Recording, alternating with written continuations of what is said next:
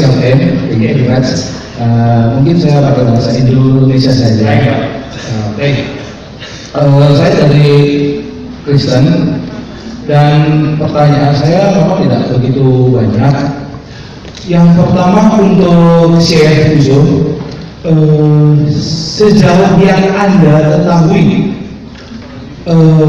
apa yang Anda pahami mengenai kekristenan Timur?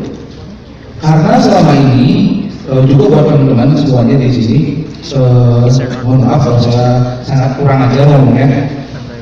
Yang pertama, di dunia kekristenan itu ada dua, Barat dan Timur. Nah, saya tidak tahu pandangan dari Syekh Yusuf seperti apa, karena yang saya ketahui dan yang saya pelajari, kebanyakan di Amerika dan rata-rata di Eropa, orang tahunya hanya ke Kristenan Barat. Karena terus terang, saya dari Timur, saya dari Kristenan Timur, di mana apakah ada sholatnya? Ada 3 sampai 7 kali sehari, ada puasanya, ada kebetulan bulan ini kami lagi puasa. Bahkan kata teman istri saya, puasanya orang Kristen Timur itu sedikit lebih kejam. Karena sudah buka, bukannya tidak boleh pakai hewan-hewan lagi, jadi cukup sayur-sayuran. Dan yang kedua, pertanyaan saya yang kedua adalah, saya mampir dulu ya. Satu dulu ya. Oh, satu dulu. Oke, begini.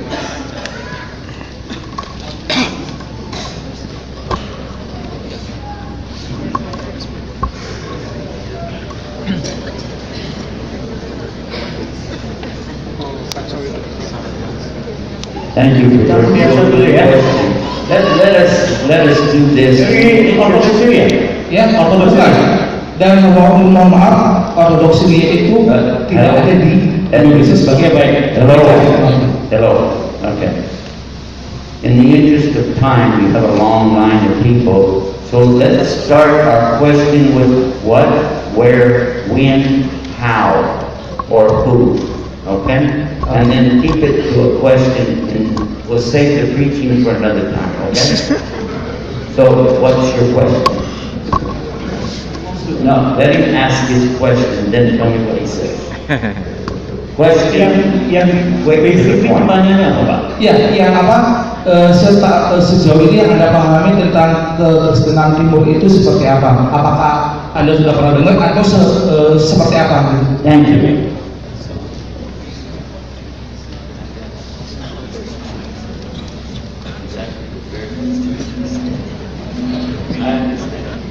Okay. The question being asked is regarding the Eastern Christian, or also called the Orthodox. Yes. The Orthodox Christian. Yes. Let me tell you my experience, limited experience with that when I was in the United Nations. We had a special day at the United Nations in the year 2000. And we had representation of every religion on the earth. Even religions I never heard about before were there being represented. And next to our table that we had for the Muslims, we had another one right next to us for the Eastern Orthodox. And from these, and they were wearing their full outfit, you know, the Orthodox outfit that they wear. So I asked them to be sure, and they said yes, they are Orthodox Christians. But I found that they were doing the same thing that I used to do. They would look at us Muslims and be like this. Yeah. And anything, because if I liked something that somebody said, there were many people there. All religion. It was a religious representation at the United Nations, what it was. So, and there are many people who said good things. Not just Muslims, everybody has something nice. And when I hear something I like, I'm the only one out of 980 people that were there representing their religions I was the only one who would say, Allahu Akbar, like that. And then every time I would do it, they'd go, oh. Because they think Allahu Akbar means you're going to blow them up. So one of the priests, he kept going like this. While he was sitting there, you could see him going like this because it was long. It was like 3 days long, and it gets to me, you know. So when I got up, I did something. When I came back, I saw him doing this again. I went over and I started rubbing his back, and he was like, ah. And then he looked back and went, oh. So I understood from his actions that he really didn't realize that from the Muslims could be something good. So in the same way, I know there are some Muslims who think there's no good in any other religion. So I like your question because it gives us a chance to tell everybody in the room, for sure, I want to give you a demonstration of something. I want you to think about this.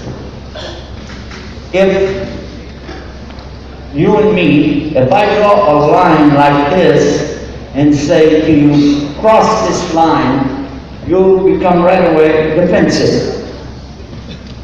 Yeah? But you're not my enemy and I'm not your enemy. Instead, let you and me draw the line here, and both of us on the same side of the line, and the devil is over there. So we are together against the devil. Does that work for you? You like it? I love it. Because, please understand something. We are closer and closer and closer to the day that Jesus ﷺ comes back. Not all Christians believe that anymore. But this is what's taught in the Bible, and we know it in Islam from Hadith, that Muhammad ﷺ told us that his brother, we call him his brother, Jesus ﷺ is going to return in the flesh and the body, not just a floating spirit or a ghost. He's coming back. Now, here's what Muhammad, peace be upon him, told us would happen. He said in the last days, there will be no more religions. There will only be disbelief and belief. True belief in the one God. And those are the people who will recognize Jesus when he comes. I want to be one of those people. Do you? I'm asking you. I want to be one of those people. How many in this room would like to be one of those people? Please raise your hand. You didn't raise your hand, brother. Yeah, you want to be one of the people who is with Jesus, yes or no? If you're a true Christian, you want to be with Jesus when he comes back. Kami anda ingin bersama Yesus pada saat dia kembali. So put your hand up. I think Let's say yes or no, brother. Yes or no? Yes, but No. Okay. Sorry. Yeah, tapi Listen to me, I'm talking to you. Yes. Listen. I'm not. I'm telling you, there's no what. It's a yes or no question.